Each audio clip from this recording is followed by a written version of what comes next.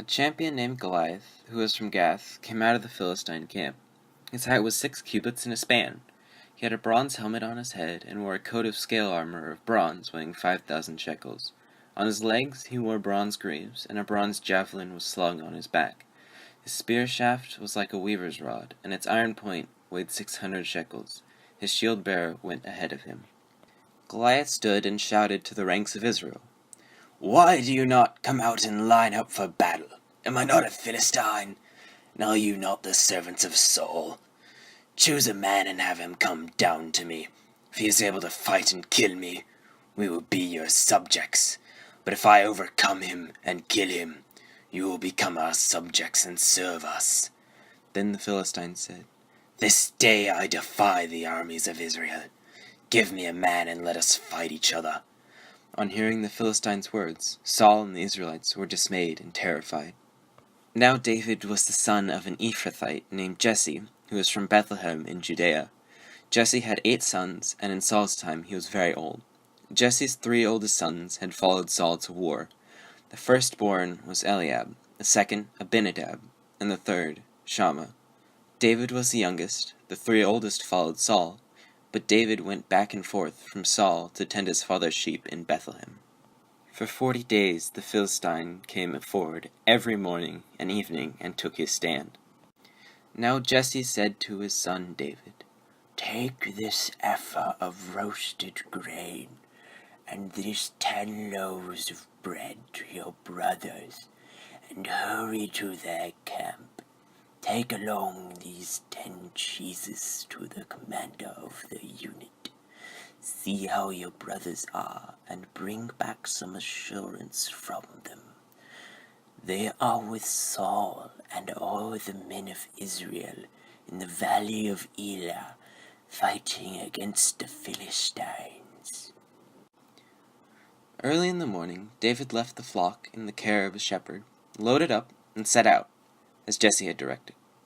He reached the camp as the army was going out to its battle positions, shouting the war cry. Israel and the Philistines were drawing up their lines, facing each other. David left his things with the keeper of supplies, ran to the battle lines, and asked his brother how they were. As they were talking with him, Goliath, the Philistine champion from Gath, stepped out from his lines and shouted his usual defiance. And David heard it. Whenever the Israelites saw the man, they all fled from him in great fear. Now the Israelites had been saying, "Do you see how this man keeps coming out? He comes out to defy Israel. The king will give great wealth to the man who kills him. He will also give him his daughter in marriage, and will exempt his family from taxes in Israel." David asked the man standing near him, "What will be done for the man who kills this Philistine and removes this disgrace from Israel? Oh, is this uncircumcised Philistine that I should defy the armies of the living God?" They repeated to him what they had been saying, and told him, "This is what will be done for the man who kills him." When Eliab, David's oldest brother, heard him speaking with the men, he burned with anger at him, and asked, "Why have you come down here? And with whom did you leave those few sheep in the wilderness? I know how confused you are, and how wicked your heart is. You only came down here to watch the battle." "Now what have I done?" said David. "Can't I even speak?"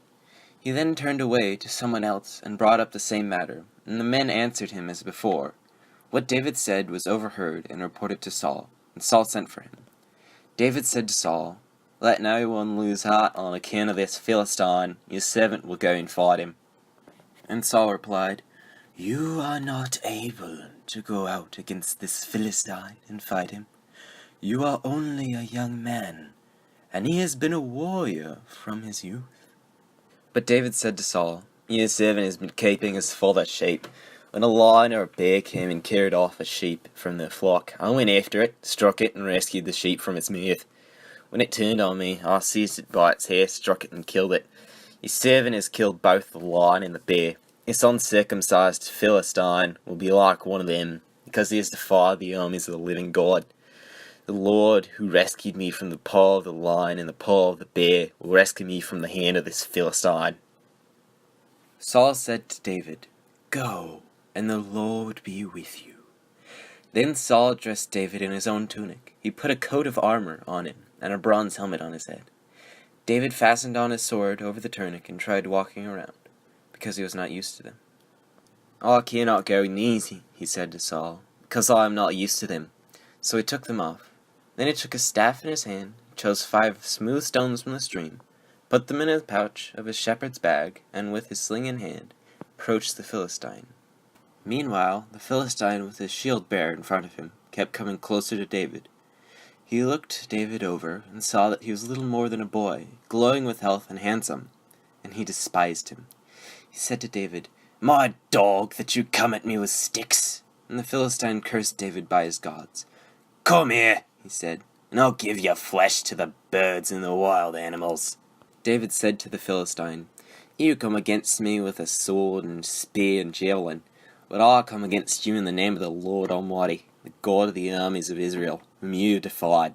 This day the Lord will deliver you into my hands, and I will strike you down and cut off your head. This very day I will give the carcasses of the Philistine army to the birds and the wild animals, and the whole world will know that there is a God in Israel. All those gathered here will know that it is not by sword or spear that the Lord saves, for the battle is the Lord's, and we will give all of you into our hands." As the Philistine moved closer to attack him, David ran quickly toward the battle line to meet him. Reaching into his bag and taking out a stone, he slung it and struck the Philistine on the forehead. The stone sank into his forehead, and he fell face down on the ground. So David triumphed over the Philistine with a sling and a stone. Without a sword in his hand, he struck down the Philistine and killed him. David ran and stood over him. He took hold of the Philistine's sword and drew it from its sheath. After he killed him, he cut off his head with a sword. When the Philistines saw that their hero was dead, they turned and ran. Then the men of Israel and Judah surged forward with a shout and pursued the Philistines to the entrance of Gath and to the gates of Ekron. And so, the story of David and Goliath draws to a close. We must learn from the history presented to us. David knew he was going up against a giant, but he never faltered in his faith in God. We must strive to have faith like David. We must never give up, even when it's tough to go on. Put your faith in God, and He will never lead you astray. We also must never underestimate ourselves. David seemed to be completely under-equipped for his battle, but he won anyway. God will make sure we are prepared.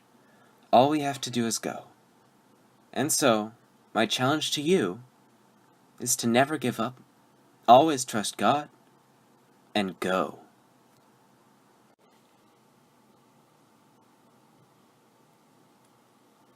A champion